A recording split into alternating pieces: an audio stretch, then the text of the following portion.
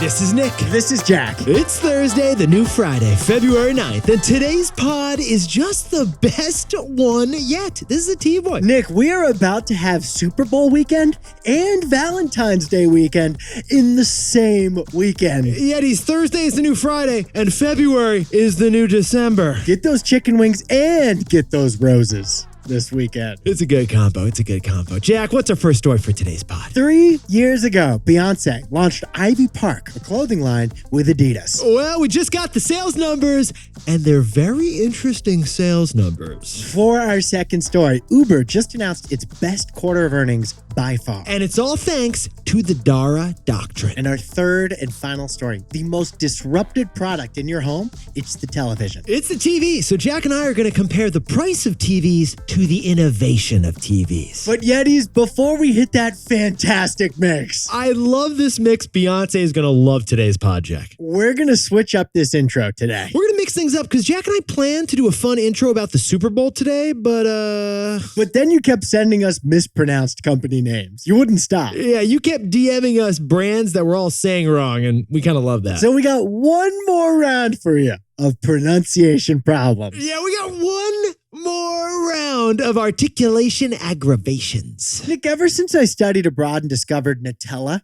I've been putting that hazelnut spread on my toast every morning. Well, Jack, you've been wrong because you haven't been putting Nutella on your toast. You've been putting Nutella on your toast. Okay, let me try this one. My first video game console was the Sega Genesis. Jack, that's incorrect. You have not been playing the Sega Genesis. You've been playing the Sega Genesis. You know I don't have a Samsung phone, right, Nick? No, you don't, and you shouldn't pronounce it that way either because it's actually Samsung phone, not Samsung phone. Valentine's Day is coming up. I did not get my wife Godiva chocolate. No, you did not. Good instincts, Jack. You got her Godiva chocolates, not Godiva chocolates. And this one's wild. Not a single Yeti apparently knows how to say the athleisure brand we all see on Instagram. What is it, Vori? Yeah, it's not Vuri, it's not Vowry, it's actually Viore. Viore. But of course, no one is mistaking how to pronounce Facebook. Everyone knows the correct pronunciation of Facebook. It's pronounced the Facebook. It's pronounced TikTok. Let's hit our three stories. Let's hit our tree stories. 15 years before this song, two boys from the Northeast met in the dorm. They had an idea that caused a cultural storm. It's the best one yet, but the best is the norm. Jack, Nick, that's it. I don't even think they need to practice. 50%, that's a fat tip. T-Boy City on your list. If you know, you know, cause we ready to go. We can't wait no more, so just start the show. Start the show. For our first story, we just got the leaked numbers from Beyonce's Ivy Park apparel line that she launched with Adidas. And I'll tell you, if you like it, then you better put some upside on it. That's the takeaway here, Nick. All right, Jack, before we jump into Beyonce's numbers here, can we talk about the record she just set? We're talking a Grammy record thanks to Beyonce this week. I think she won 4 more Grammys the other day, which means she has 32 Grammys, Nick. Boom. Are they going to rename these things? They should call them the Younces. At what point does she just stop making music and just do a different activity instead? Like, I don't know, architecture? I think she's a mom of a few kids. And apparently has a fashion line. And apparently she has a fashion line. So Beyonce's music career, it's never been better. Renaissance, the new tour, it's selling out. But the Wall Street Journal just got leaked numbers on her fashion career, so get in some formation. Okay, we're talking about the brand known as Ivy Park, vaguely named after one of her children. Ivy Park sells bodysuits, hoodies, a cute top or two.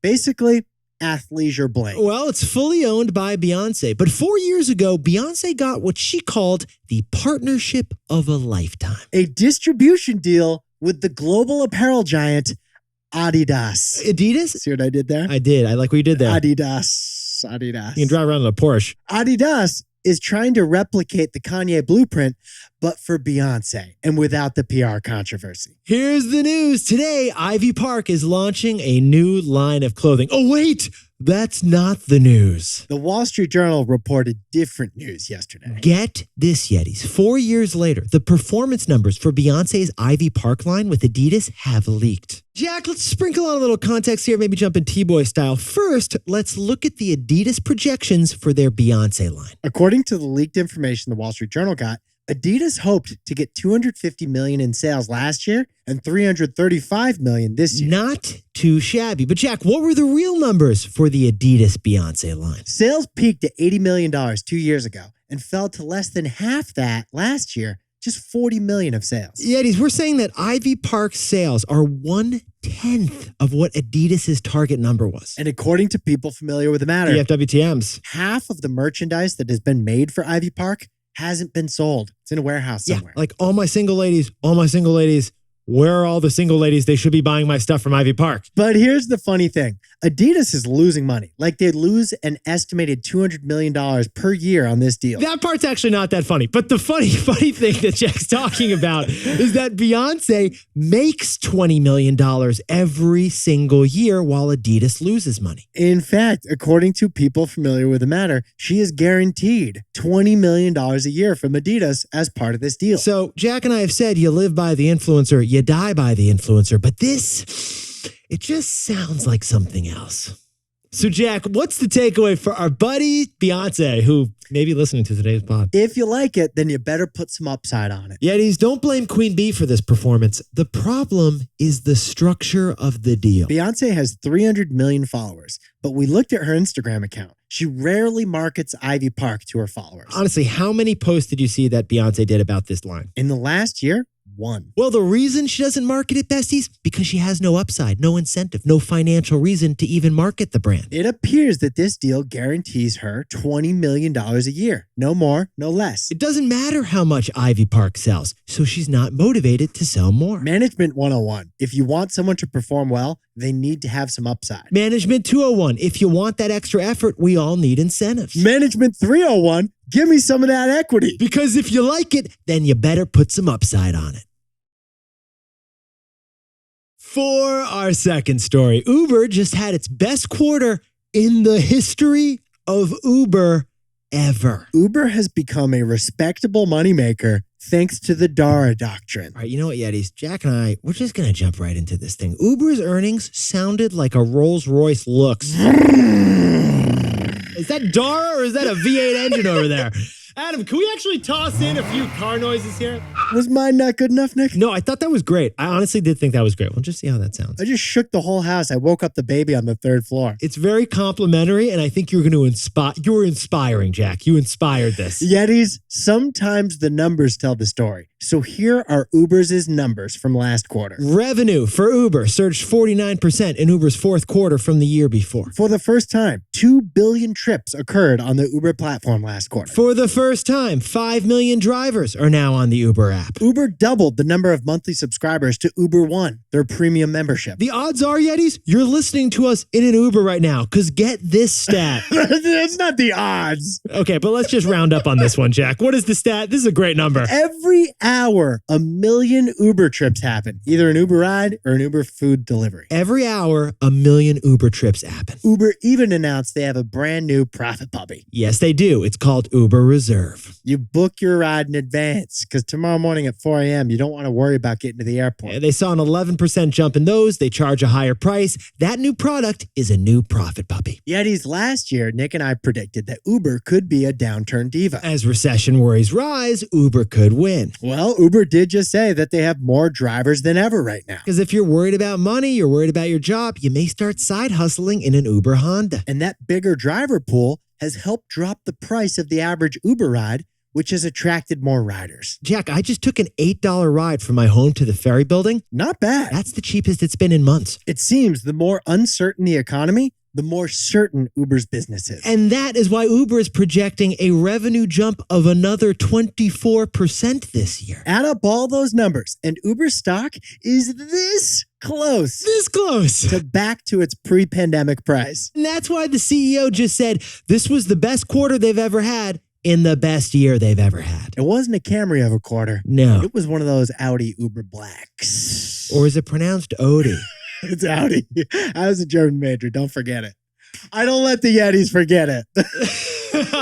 That ain't no Prius. That's a chassis. So, Jack, what's the takeaway for our buddies over at Uber? We need to talk about the Dara Doctrine. Yetis, the Dara Doctrine. Don't move fast and break things. Drive slow and brake frequently.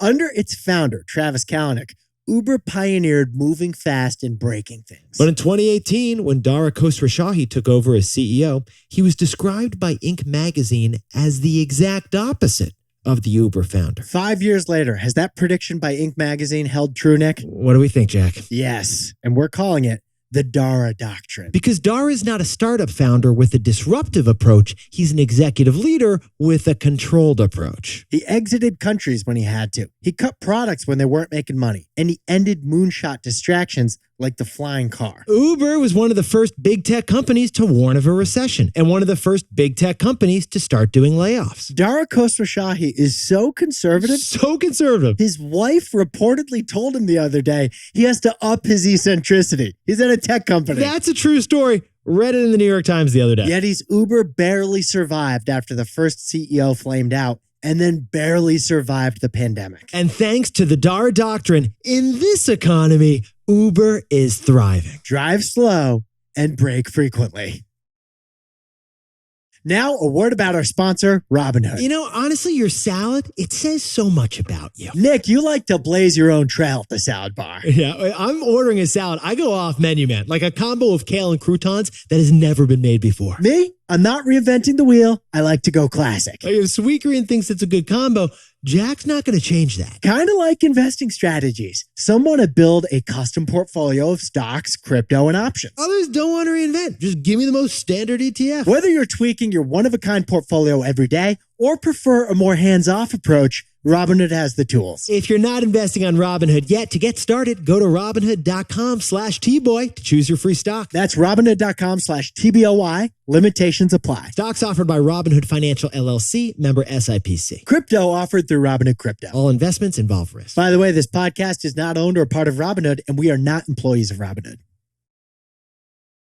For our third and final story, cable TV prices are up, but that doesn't mean you're actually paying more. Because the biggest winner of disruption is us. Jack, the number one theme in the economy of the past year, what are we talking about? Inflation. Prices are up for everything. The eggflation situation, the frittata fiasco. You feel it every morning with breakfast. Yeah, we have to take out a loan to flip an omelet. These yolks are a joke. But that is the CPI, the Consumer Price Index, the inflation report that we get every month. It shows that prices of everything are up like 6% from last year. But Yetis, here's why Jack and I wanted to do this story. We just got a different inflation report. We just checked out the minimum quality of life index from the Ludwig Institute. It's not your typical inflation report, and we thought it was pretty fascinating, so we jumped in T-Boy style. Because it considers value as well as price. So then here was the question Jack and I had. Is it possible that we're all paying more for stuff, but we're actually getting more bang for our buck? What we're saying is the cost of living is up. We all agree with that. But the cost of living well, maybe that's not up. Interesting. So Yetis, the perfect test for this quality of life question, the perfect product to test it with is the TV. Because TV prices are up, but you don't pay for TV anymore like you used to. No, you don't. Jack, let's travel back to 2012. The average TV cable bundle that our parents were buying got what, 5 billion channels, 5 trillion channels? You click the guide button and you go up instead of down. Suddenly you're at channel 993. I swear we had a channel totally dedicated to just Chinese cats. It was just pictures of cats in China. It was a whole channel. Well, Yetis, in 2012, the average American household was paying $746 a year for cable TV. $746 a year. But Jack, has that price come down in the last decade? The actual price that the average household pays today for TV is way down. It's down to $277. The average American spends $23 a month on TV today,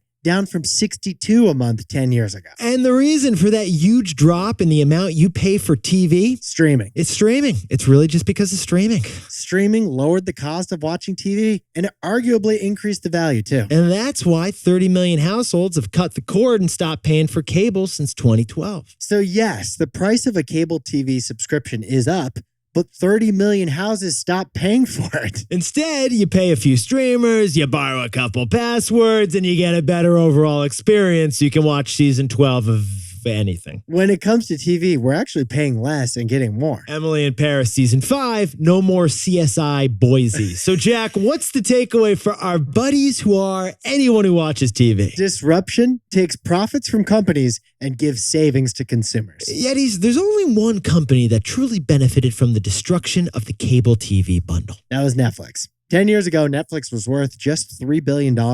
Today, it's worth 50 times that. Basically, every other publicly traded TV network has suffered since then. Even Disney, which is doing pretty good in streaming, has only grown 50% in the stock market in the past decade. Well, besides that one disruptive company, the overwhelming winner of streaming disruption, it's us consumers. This report we just read shows the average American saves $500 a year on TV. And it's arguably getting a better product for that lower price, thanks to streaming. So the biggest winner of disruption isn't a couple disrupting companies. It's you, Jack, and me. It's us, because disruption takes profits from companies and gives savings to consumers. Jack, can you whip up the takeaways for us for the new Friday? Beyonce's Ivy Park line is underperforming for Adidas, but she's getting paid millions anyway. If you like it, then you better put some upside on it. For our second story, Uber just announced its best earnings ever thanks to the Dara Doctrine. The Dara Doctrine. Drive slow and brake frequently. And our third and final story, inflation reports don't reflect disruption, like in the market for watching TV. Disruption takes profits from companies and gives savings to consumers. Now, time for the best fact yet. This one sent in by Tom Miller from lovely Los Angeles. In the 1640s, New York was New Amsterdam. It was a Dutch colony. And the border of that colony on Manhattan Island was actually a 12-foot Jon Snow-style wall. They built the wall to protect New Amsterdam, this new growing city, from an attack from the north. But in 1664, the British ignored that wall and took New Amsterdam by sea and renamed it New York. And then they're like, we don't need this wall. It's preventing us from growing the city, so we're going to take the wall down. Let's replace it with a street instead. And that street that had the wall became a new street that became known as Wall Street. As Wall Street. You knew the ending on that one, didn't you, Yetis? Wall Street in New York City, originally the site of a 1640 Dutch wall. Yetis, you look fantastic today. But before we go, I know, Jack, you want to give us one more final vroom. Stuck the landing on that thing. Yetis, HYHTBOY. We'll see you tomorrow. I spent a summer in Detroit, Nick. You know me. Jack doesn't have arms. He has pistons. If you know, you know. And before we go, good luck to Yeti Neva Emmy running her first half marathon down in Dallas. And congratulations to Lara Fox, who has a new baby boy, Gabriel, down in Coral Gables, Florida. And David Barry and Chloe Geller enjoy that 5-year anniversary up in York, Maine. Have many a lobster. Bon voyage to Kevin Brown, who's vacationing in Japan for the first time. Kevin, go to the Tokyo Fish Market. You won't regret it. Jack, that's where I got you that hat. The tuna driving the forklift. It's a great hat. And happy birthday to Greg Travers in Brooklyn, New York. And a happy birthday to Ed, the SNL man reader over in London, England. And happy birthday to Konimi Kawamura in Japan. And Maricela Picos from Coyotes, Mexico is celebrating that birthday in Vegas. And to anyone else celebrating something today, make it a T-boy. Celebrate the wins.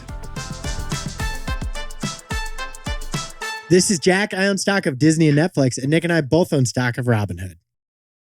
Now, a word about our sponsor, Robinhood. Okay, so Jack and I both worked in finance for a while. And we know the 6-monitor Bloomberg jockey with charts, numbers, balances, and more charts. They got coffees in both hands while they're executing some complex trade on a soybean future. Well, we're not trying to impress with our mission control trading center. Just give us an app, please. Robinhood, with its mobile-first and intuitive design, it lets you trade with just a few quick taps on their app. And even if things still don't seem easy, Robinhood has your back 24/7 with its live and robust customer support. If you're not investing on Robinhood yet, to get started, go to Robinhood.com/Tboy and choose your free stock. That's Robinhood.com/TBOY. Limitations apply. Robinhood Financial LLC, member SIPC. All investments involve risk. By the way, this podcast is not owned by or part of Robinhood, and we are not employees of Robinhood.